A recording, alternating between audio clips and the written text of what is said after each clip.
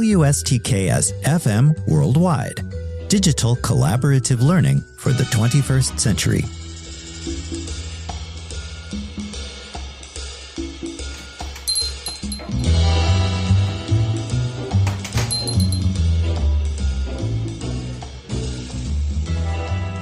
Good morning, everyone. Professor Schwartz here yet again, and welcome to the Collaborative Café, a podcast intended to help students like you navigate IAH 209 horror cinema more effectively. Well, it's week 10 of the course, and I'm already enjoying a mug of hot chocolate in my usual booth by the front window, so grab a cup of your own preferred drink, have a seat across the table, and let's talk about how to navigate conflict within your learning team. Sometimes, and despite our best intentions, a disagreement of one kind or another will develop, even with a list of core team values and a team contract in place. Regardless of the root cause, however, conflict is an inevitable part of life, something that most of us hope to avoid. At the same time, there are clear benefits in learning how to navigate conflict more effectively. Cultivation of the related problem-solving skills leads to better solutions and provides learning opportunities hidden within disagreements. Charting a productive way forward through the occasionally choppy seas of collaboration further promotes student resilience and adaptability. The pursuit also helps improve emotional intelligence. Today's program then outlines how to navigate conflict within your learning team, should it arise, in 6 steps. All set? Here we go. Step 1 in navigating conflict within your learning team involves bringing everyone together to articulate and reach consensus on the problem. What exactly is it that is troubling your team? Before teammates can take forward steps to address the issue, though, you need to identify the specific challenge facing you.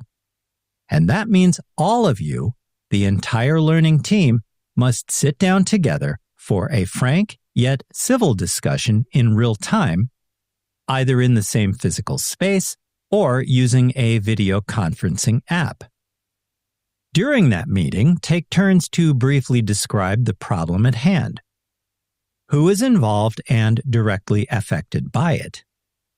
When, where, and for how long has the issue occurred? Provide context about the situation and timing of the conflict so that the entire team is on the same page. Step 2, take steps to understand the differing points of view among your teammates. Explain your perspectives on the issue to each other, including your feelings and reasons behind your positions. Silence and put away the technology so that you are mentally present in the moment and listen attentively to each other without interrupting. Write down what you believe the other person's perspective is based on their actions or communication. Summarize key points from the other person's perspective to demonstrate your understanding. Use I statements to express your own feelings and needs without, this is important, without blaming the other team members. Address specific actions or behaviors instead of making personal attacks. Above all, try to understand the different perspectives around the metaphoric collaborative table.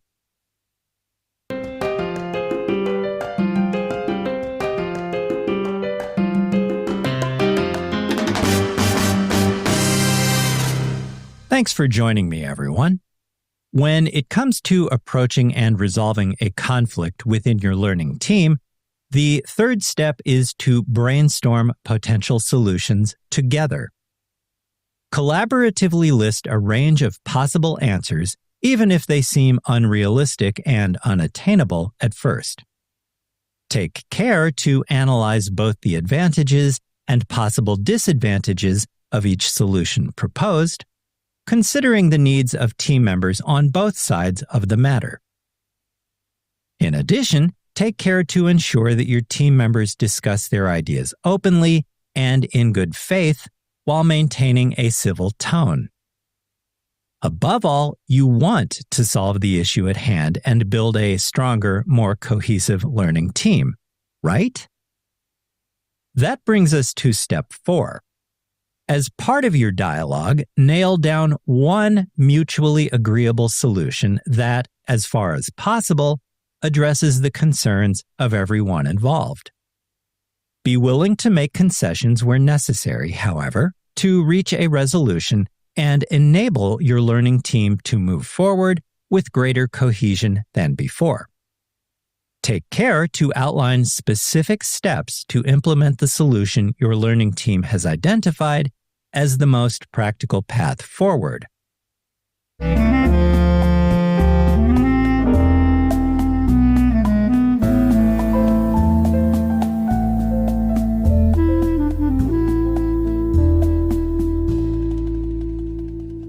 Welcome back, everyone.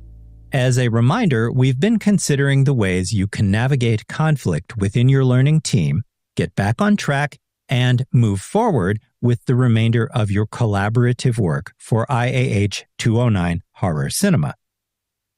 Let's return to that discussion now and look at the final 2 steps of the collaborative problem-solving process. Step 5 in navigating learning team conflicts is for members to follow up and evaluate the situation as soon as possible after your learning team has put its chosen course of action into place. It's extremely helpful, in addition, to identify and set due dates for completing the agreed-upon action. Schedule a follow-up discussion or 2 with the sole purpose of assessing whether the solution enacted by your team members is working and address any remaining concerns. It also makes good sense for team members to examine how you might improve the conflict resolution process or even avoid conflict altogether in the future. Finally, we come to step 6. Reflect on and learn from your team's experience. A key part of navigating internal team conflicts is to ensure everyone is on board and team activities move forward more smoothly than before. To do that, hold a debriefing session after the conflict is resolved to review what worked well and if any changes in your collaborative approach are needed. Debriefing 7 to 10 days later provides valuable insights and reinforces positive interactions. On a related note, take time to recognize and celebrate successful conflict resolution. Acknowledging positive outcomes can motivate team members to handle future hiccups quicker and more effectively before problems occur.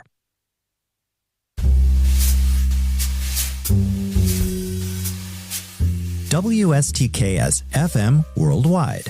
Digital collaborative learning for the 21st century. If you find this podcast helpful, be sure to hit like, share, and subscribe.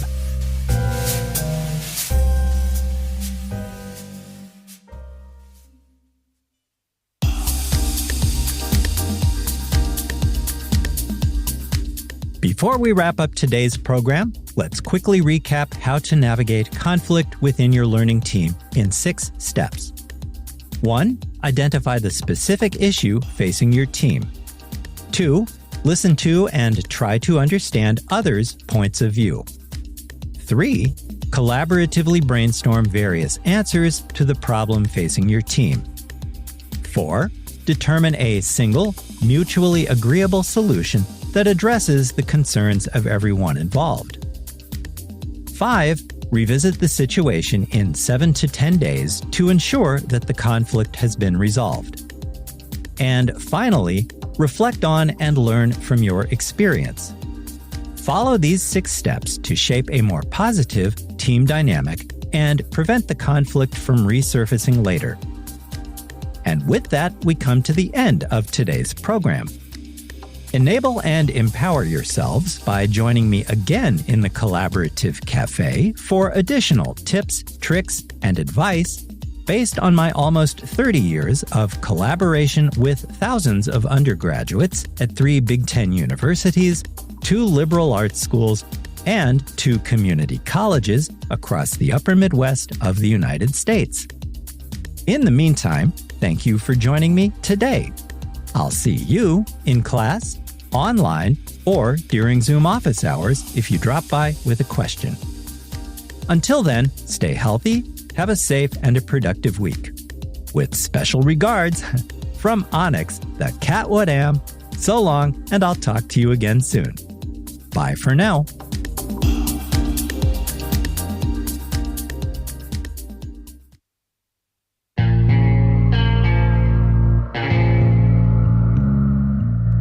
You've just heard a podcast from WSTKS-FM Worldwide, digital collaborative learning for the 21st century.